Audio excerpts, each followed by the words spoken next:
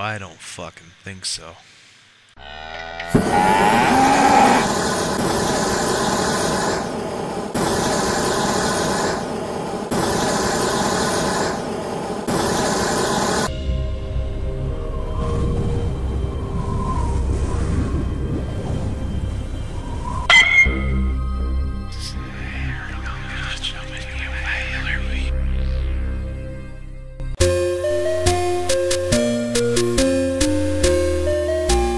Welcome to Straight Up Reviews. There's no bullshit behind this side.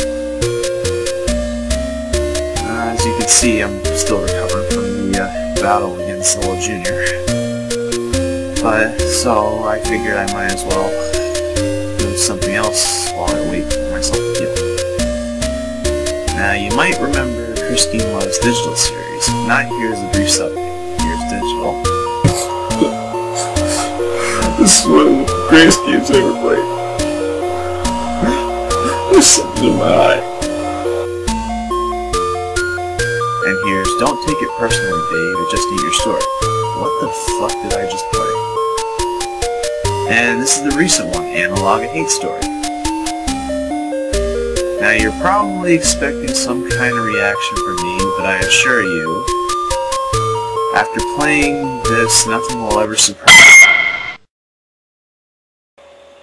I actually don't know how to react to this.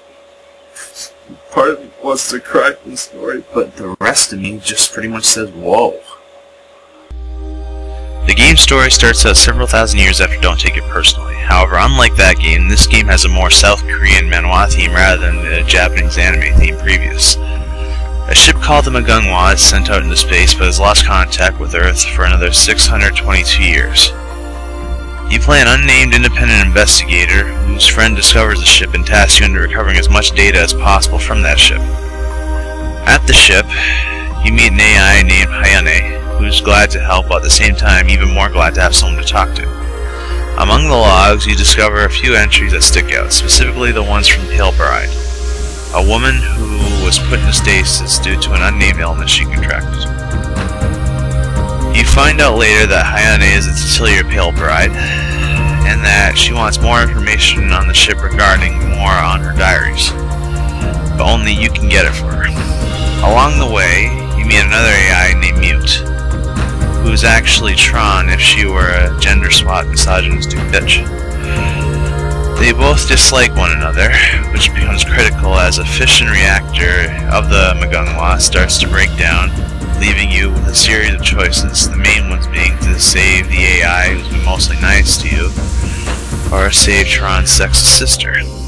Oh, and you only have 20 minutes or so, but unlike MacGruber, you can push the escape button to stall for time. I myself took the choice of saving Hayane and killing Mute.